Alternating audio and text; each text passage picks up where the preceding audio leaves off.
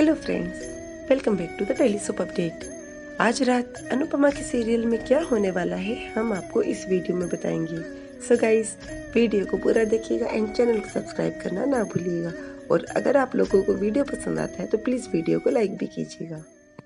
कल के एपिसोड में हम लोगों ने देखा था कि वनराज के बर्थडे पार्टी में सभी लोग डांस करते हैं, तो काव्या भी वनराज के साथ में डांस करती है। ये बात पाखी को अच्छी नहीं लगती है और पाखी और काव्या की बहस हो जाती है, जिसमें गलती से पाखी के हाथ से काव्या के फेस पे कोल्ड ड्रिंक गिर जाती है, जिससे कि वनराज भी पाखी को डांट देता है और उसे कहता है कि तुम बिल्कुल जिद्दी हो अपनी माँ की तरह। वहीं पर एपिसोड खत्म हो जाता है।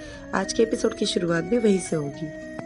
वनराज डांटते हुए बोलेगा, कितने दिन से इसकी गलतियों को, इसकी बदतमीजियों को अनदेखा करता जा रहा हूँ, लेकिन आज तो इसने हद ही कर दी। ये बात सुनकर पाखी को और बुरा लगेगा और अनुपमा उसको समझाने की कोशिश करेगी, लेकिन वो वहाँ से चली जाएगी। इसके बाद में जैसे ही पाखी वहाँ से जाएगी तो काव्या बोलेगी वी वो लड़की, और अचानक अनुपमा उसे रोकेगी, उसका नाम पाखी है, और उसे डांटते हुए बोलेगी उसका नाम पाखी है, वो लड़की नहीं है। और वनराज को समझाते हुए बोलेगी कि ये तो काव्या तो उसको जानती नहीं है, लेकिन आप तो उसे जानते हैं, शुरू से आप उसके लिए हीरो, सुपर हीरो बनकर रहे हैं। हर बच्चे के लिए माँ उसके दिल के ज़्यादा करीब रहता है, लेकिन पाखी के लिए आप उससे ज़्यादा करीब है। वो माँ से पहले आपको रखती है। आप ही तो कहते हैं हमेशा तोशु और पाखी आपके हैं और समर मेरा है, क्योंकि वो मेरे जैसा है। लेकिन आज अचानक उसने गलती क्या कर दी, वो मेरी हो गई। बच्चा जीत कर आए, मेडल लेकर आए तो पिता का वाह किया जाता है, और यदि बच्चा फेल हो जाए तो सारी गलती माँ की बताई जाती है। ऐसा क्यों? समाज में ऐसा ही क्यों होता आ रहा है? अरे अभी पाखी दुखी है, हम बड़े दुखी होते हैं तो एक दूसरे को कुछ बोल लेते हैं और आंखों से आंसू बहा लेते हैं, लेकिन बच्चे जब दुखी होते हैं तो वो अपना दुख गुस्से के तौर पर निकालते हैं, और बस वही दुख उसका गुस्से के तौर पर निकल रहा है। और वो जैसे ये सब बातें करती है, काव्या फिर बीच में बोलती है, तो वो काव्या को टोकते हुए बोलती है कि मैं यहाँ पर अपने बच्चों के पिता से बात कर रही हूँ, तुम चुप रहो। और बस वो इसी तरह से वनराज को बातें सुनाती है और बाद में बोलती है, किंजल और डॉली बहन आप लोग सबके लिए खाना लगाइए, मैं आती हूँ पाखी से बात करके।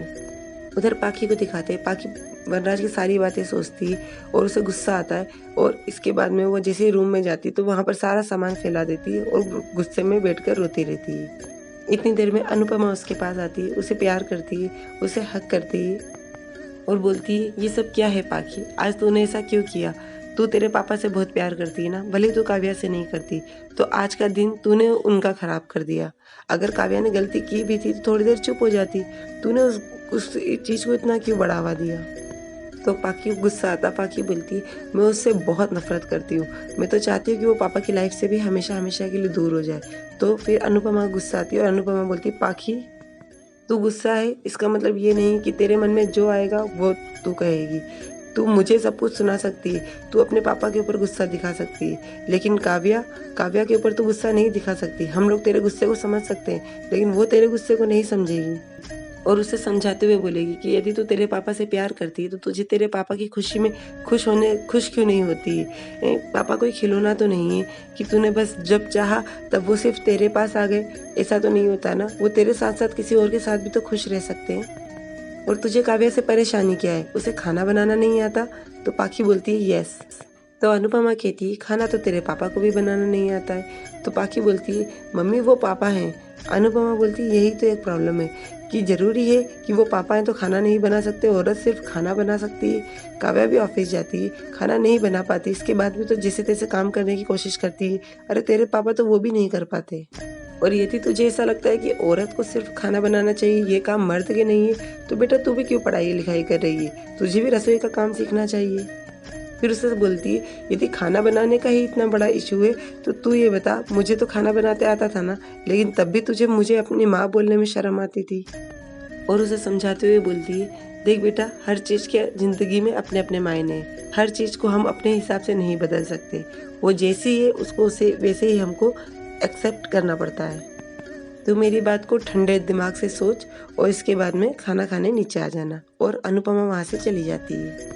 उधर काव्या अपनी साड़ी पर गिरी कोल्ड ड्रिंक साफ करती है और बोलती है उस पागल लड़की ने सारी साड़ी खराब कर दी, सबको चिपचिप कर दिया। ये सब बातें सुनकर राखी दवे आती है और बोलती है तुम्हें गुस्सा तो बहुत आ रहा होगा, तुम्हारा मन तो कर रहा होगा कि उसे एक थप्पड़ लगा दे।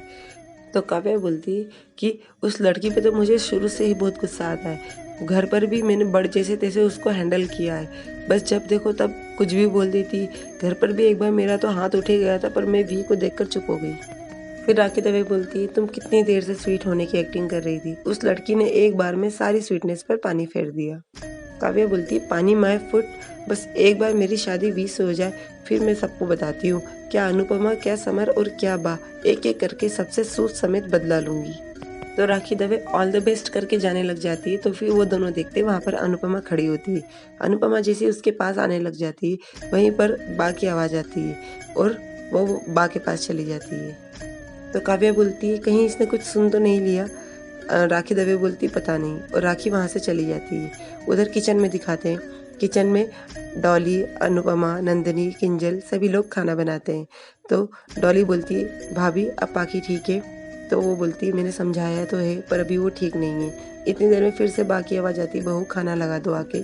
तो नंदिनी, किंजल और डॉली खाना लेकर जाते हैं। अनुपमा खाना बनाती है। इतनी देर में वनराज उसके पास आता है। वनराज आकर पूछता है कि पाखी ठीक है? तो अनुपमा कहती है, नहीं, वो ठीक नहीं है। और वहीं पर एपिसोड खत्म हो जाता है। कल के एपिसोड में हम लोगों को दिखाएंगे पाखी सारी पुरानी बातें सोचेगी, रोती रहेगी और एक चिट्ठी लिखेगी। घर में सभी लोग खाना खाएंगे।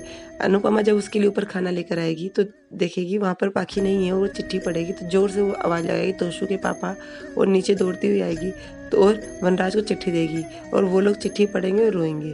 पाखी घर छोड़कर चली गई है। सो गाइस, ये सब हमें अगले एपिसोड में दिखाएंगे। सो और आगे की अपडेट के लिए डेली सोप अपडेट से जुड़े रहिएगा। हम लोग कल फिर मिलेंगे नए एपिसोड में। तब तक के लिए take care and bye bye.